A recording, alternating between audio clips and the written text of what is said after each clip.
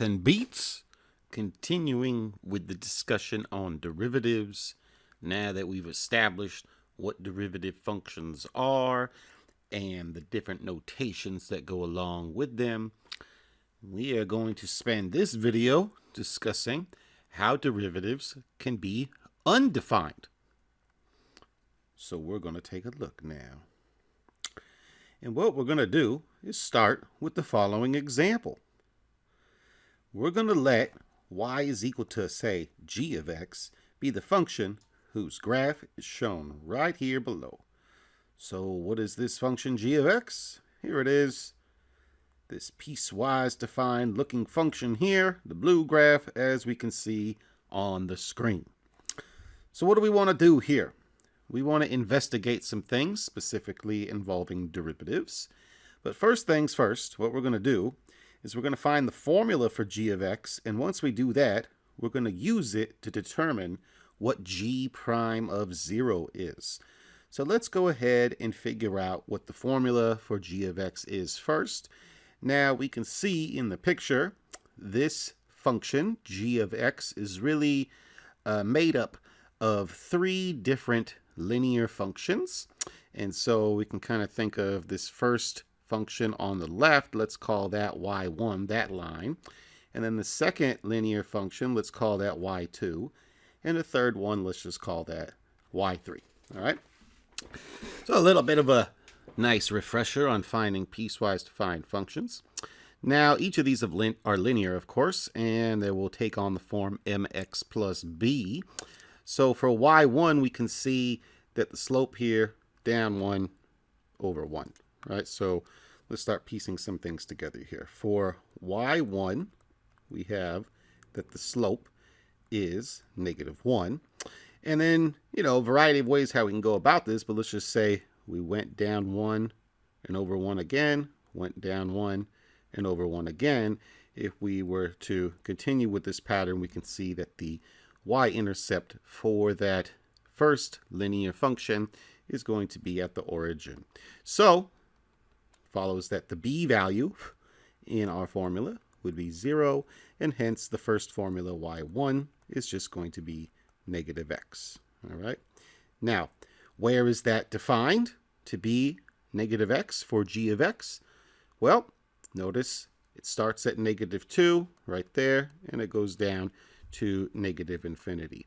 And hence, we can define this for values of x less than or equal to -2. On to y2. For y2, we can see if we go over 1, up 1, that's our slope. Our slope is 1. So for y2, our slope is 1 here. And then we can see right here that function y2 is going to intersect the y-axis at 0, 4, and hence the b value is going to be 4. So thus, y2 is going to be x, right? Technically 1 times x plus a 4. And then that is true for values of x, as we can see here, between -2 and 0. And we already included the value of x to be -2 for y1. So thus, we will restrict y2 to take on the form x plus 4 for values of x that are bigger than 2 and say less than or equal to 0. Finally, y3. We can see as we are moving along y3 here, we look at the slope. If we go down 2 and over 3, then we obtain our slope. And so for y3, what are we going to get? We're going to get the slope is equal to a -2/3 for that reason. And then we also see that the b value is going to be 4 again, since the function intersects the y-axis at 0, 4. So hence b is equal to 4. And we get that y3 is equal to -2/3 x plus a 4. And then finally, what is going to be the interval for which this function is defined to be that linear function? We can see for any value of x bigger than 0 here. So thus, for values of x bigger than 0.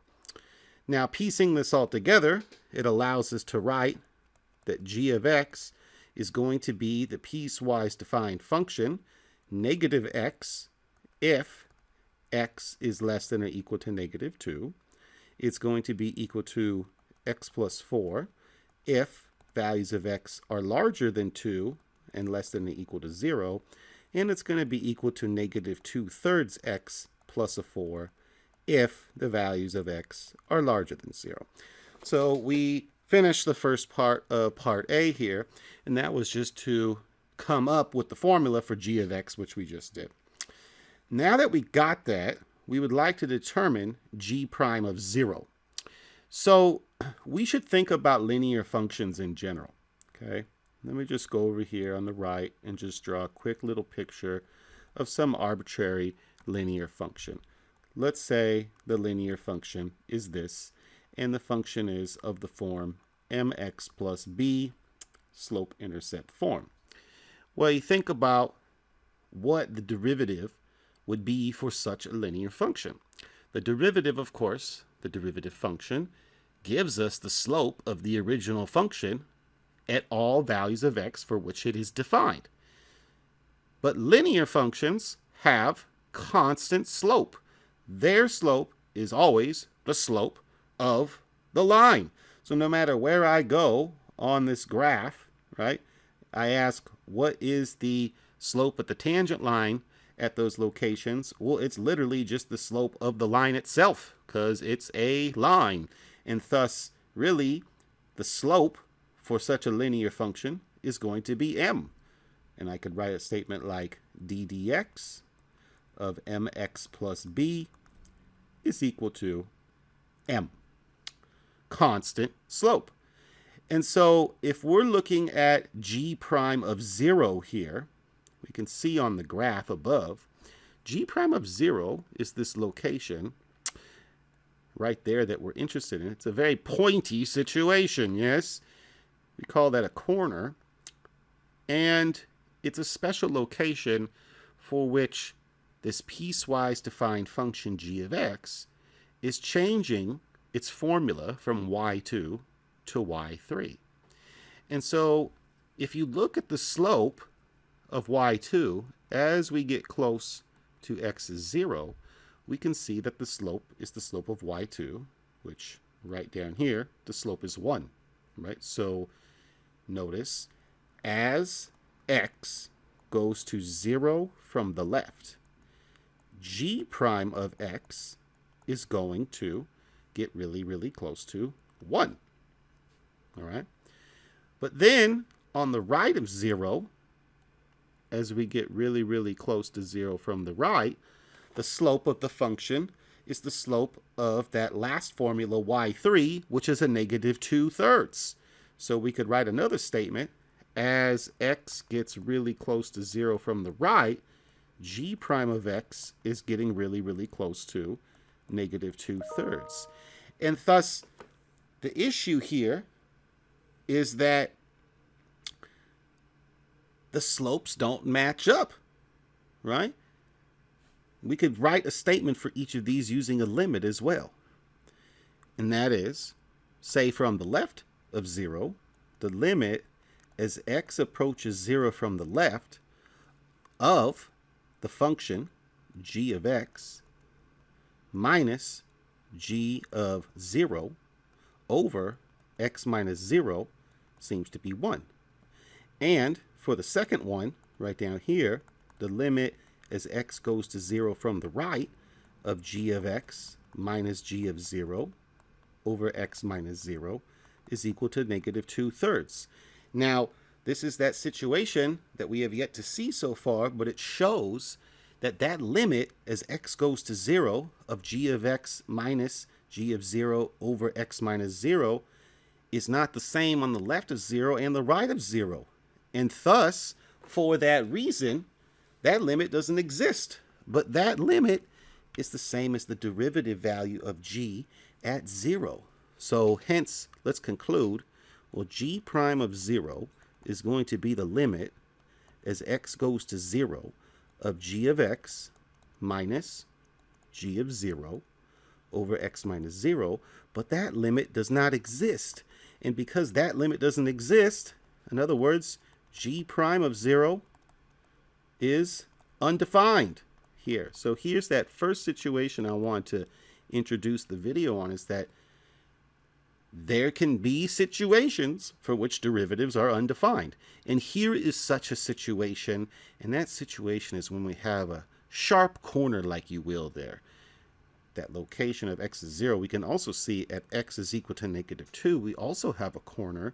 And in fact, at that location, the derivative would also be undefined. So there's a part B of this problem, and that is right here, part B, find the formula for g prime of 0. Well, now we know at these locations of x is -2 and x is 0, the function g prime of x is not going to be defined because we have one of these corner locations.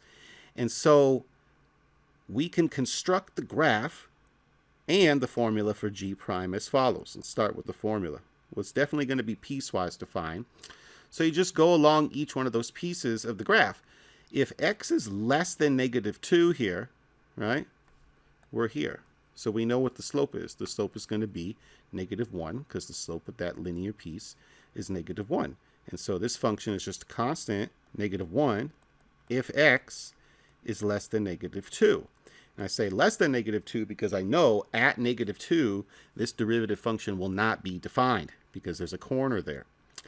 The second piece of the graph, you can even use the formula up here in green, is x plus 4. So the slope is going to be equal to 1, and that's for values of x that are bigger than 2, but then less than 0. Again, we're not going to have a derivative value defined at 0.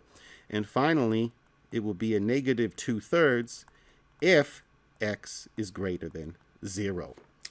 So there's my formula for g prime, and then I'll just draw this one by hand, if you will.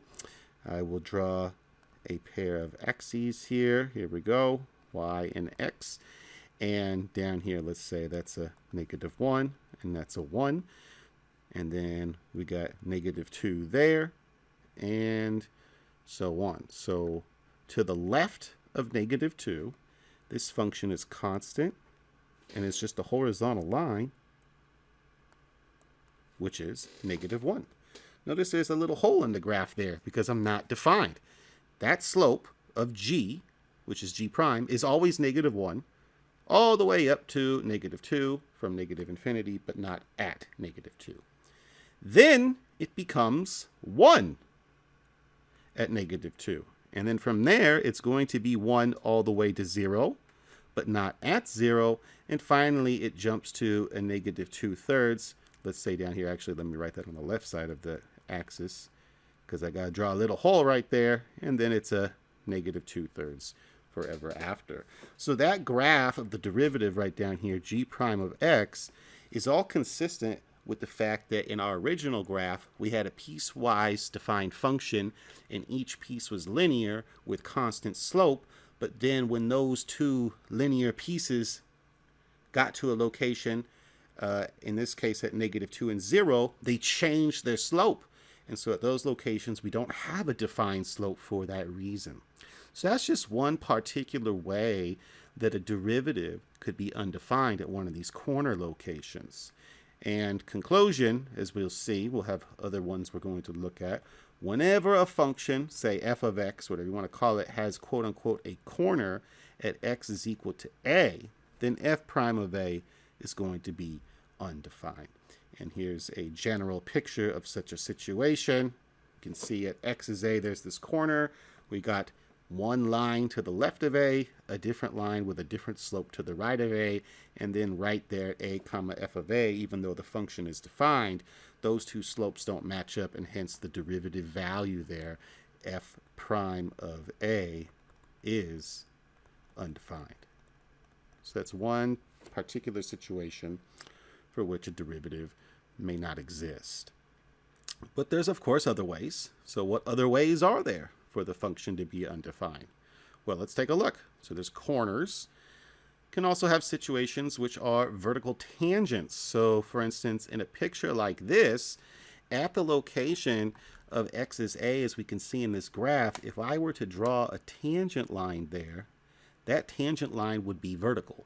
And of course, lines that are vertical don't have defined slope. And thus, if we have a function that has, quote unquote, a vertical tangent line at x is a, then the derivative at a is going to be undefined. So think like a cube root function, something like that. So that's another way. Cusps, as we say right here. If a function has a cusp at x is a, then f prime of a is going to be defined. So here is a picture of such a cusp. And a cusp is a situation where it looks something like this, kind of like a thorn or something like that. But what happens is you don't see a linear graph being matched up from left and right, rather some graphs that perhaps have different concavity, if you will. And really what happens as we get close to x is a and we look at the slopes, what's going on is that the slopes are becoming infinite, but in different directions. In one direction, the slope is becoming infinitely negative, but the other direction, infinitely positive. And so for that reason, when we have such a cusp on the graph of a function, its derivative at that location, say x is a, is going to be undefined. So corners, vertical tangents, cusps. And notice in all of these situations thus far, the function themselves are actually defined, right, at a. Like right there, the function is defined at a, at the vertical tangent, defined at a, even on the corner, defined at a, but yet their derivatives are not defined. So just because a function is defined doesn't necessarily mean that its derivative is going to exist there. And then finally at endpoints. So let's say we have a continuous function f of x, and that's continuous on the interval a to b. Then, if we go to a and b and look at the slopes there, the instantaneous rates of change of f, say f prime of a and f prime of b, at those endpoints, those derivatives will be undefined. So here is a picture of such a situation. You can see a function that is continuous on the closed interval a to b. Remember, that means continuous from the right at a and continuous from the left at b and continuous everywhere in between. In a situation like this, then for sure at the endpoints, the derivatives are not going to be defined. And that is because, well, as I get close to, say, a from the right here, I can talk about the slope of the function. But there's nothing going on to the left. And so for that reason, I can't take the limit definition of the slope from both sides of a, and thus my derivative will be undefined at that endpoint a. Similar thing happens at b.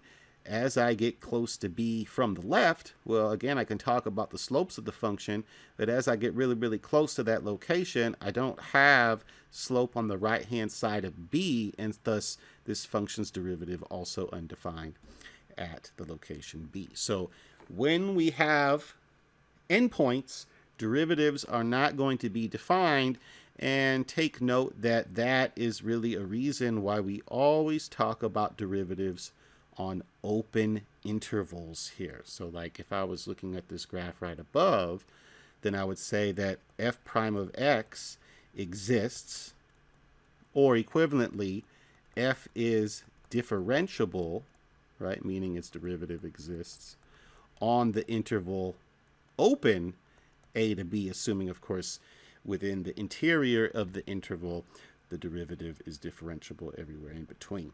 So we always talk about derivatives on open intervals, never on closed intervals, for that reason. So that's the video. Takeaways from this: derivatives could be undefined at which locations? Corners, vertical tangents, cusps, and at endpoints of intervals. So that's it for this video. In the next video, we are going to connect the concepts of continuity and differentiability and see how those two things are related to each other. So until that next video, stay tuned. It's Math and Beats. Later.